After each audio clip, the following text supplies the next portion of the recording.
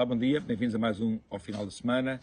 Esta semana ainda queria falar um bocadinho do balanço que tem sido o furacão Sócrates no meio disto tudo. Queria falar de 3 pontos que são relativamente secundários ou que não são aqueles que têm sido mais falados. O primeiro ponto tem a ver com a data com que se espera que o processo esteja concluído. Ora bem, espera-se que o processo esteja concluído em 2027. Porque eu penso, alguém acredita numa justiça que demora 15 anos para dar um verdicto se a pessoa está inocente, se está culpada?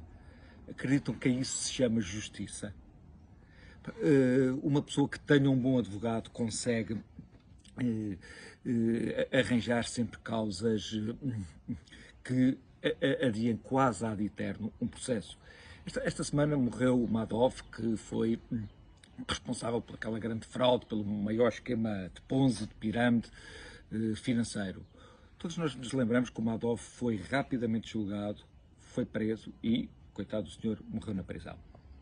Agora, uma justiça que demora este tempo todo, o que tem como consequência é que faz com que as pessoas tenham um enorme descrédito sobre ela.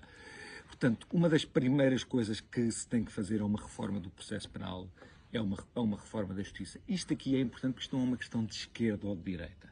Ou seja, qualquer pessoa decente seja isto.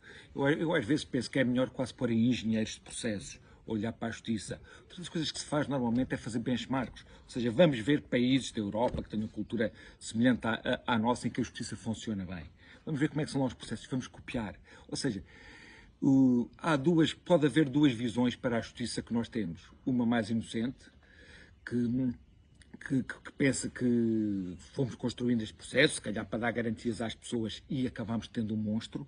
Outra mais conspirativa, em que podemos dizer que os políticos quiseram fazer esse tipo de justiça para eles próprios se poderem eximir quando estão em dificuldades. Eu confesso que, não sei se por alguma inocência minha, acredito naturalmente na primeira hipótese, que não houve aqui nenhuma teoria muito elaborada, mas o que é verdade é que nós temos um monstro à nossa frente e que, em nome de um regime que queremos preservar como aberto, como democrático, que não queremos que seja uma alimentação de demagogos, portanto, nós temos que rapidamente resolver isto. É assim, se, conforme disse Madoff, foi rapidamente julgado, nós temos Ricardo Salgado solto, temos Sócrates, que também está solto. E mais, quer dizer, eu até penso que para o próprio Sócrates, supondo que ele está, na perspectiva dele, que ele está inocente, que é algo que ninguém acredita, seria melhor também ter um processo, não andar neste calvário, mas ter a coisa resolvida em 2, 3 anos. Quer dizer, coisas normais, que as pessoas entendessem e que não fôssemos assim alimentar demagogos. Depois, outra coisa que para mim também me choca no meio disto tudo é o facto de nós não tirarmos consequências destas coisas. E vou dar 2 exemplos para ver que nós não aprendemos nada com estes processos. Portanto, o primeiro exemplo chama-se Domingos Farinho. Domingos Farinho foi a pessoa que redigiu a tese de mestrado de Sócrates. Ora bem, Domingos Farinho é professor de Direito na Faculdade de Lisboa. Ele foi remunerado por esse trabalho e tinha um contrato de exclusividade com a universidade. Portanto, ele foi remunerado para fazer uma fraude académica e tinha esse contrato de exclusividade. Portanto, podemos dizer que falhou a 2 níveis. Eu penso que aquilo que Domingos Farinho fez não é uma coisa que seja uma falha de caráter, ou seja, é uma coisa que não devia ter feito, mas era uma coisa que devia, a nível universitário, ter as suas consequências. Pois bem, depois de saber isto tudo, o que aconteceu foi que Domingos Farinho foi eleito como professor definitivo da universidade, não havendo uma única abstenção, não havendo um único voto contra. Ou seja, a pessoa que vai dizer aos alunos que não podem fazer fraude, mais a pessoa que foi recentemente escolhida para selecionar juízes, foi a pessoa que fez isto.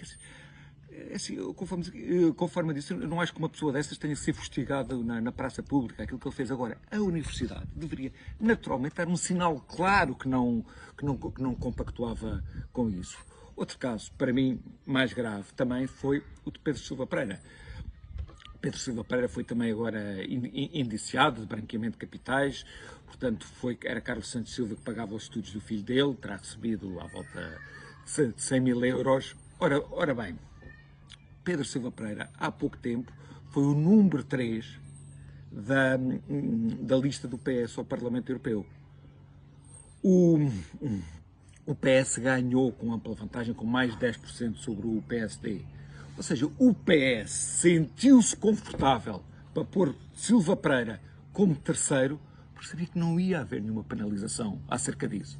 Nós aceitamos isso perfeitamente. Portanto, imaginem uma reunião do PS. Imaginem que havia um indivíduo ponderado que dizia: não podemos pôr Pedro Silva Pereira, porque isso não é bom para o partido, e ao outro dizer: as pessoas papam tudo. A gente faz o que quiser. E então ganhava essa reunião. No final das eleições, as pessoas diziam assim, ele é que diz: vês como eu tinha razão, vês como nós ganhámos isto de grande com o Silva Pereira. Não há uma penalização nem social, nem uma penalização política. Temos um avião por cima, espero que me consigam ouvir. Vou falar apenas do último ponto.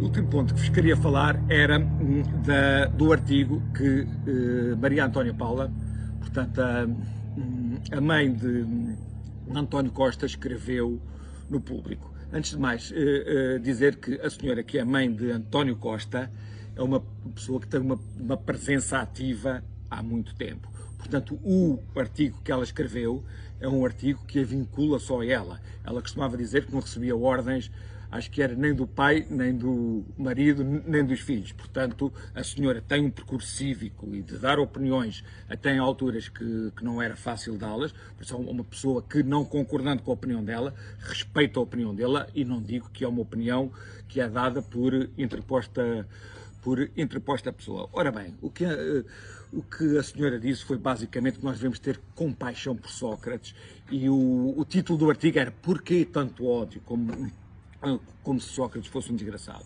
Ora bem, este país tem um problema, que é, este país vive muito em síndrome de Estocolmo.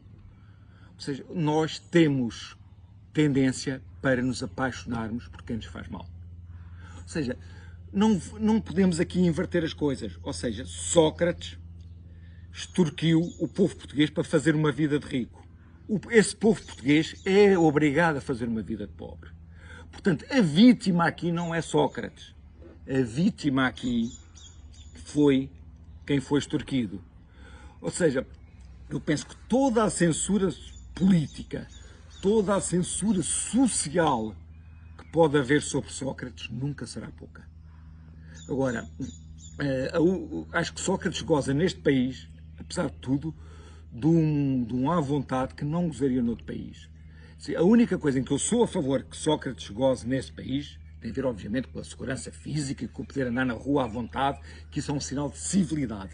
Agora, tudo o que seja na censura social que possa ser feita, parece-me que muita não é demais. Isto que tinha para vos dizer.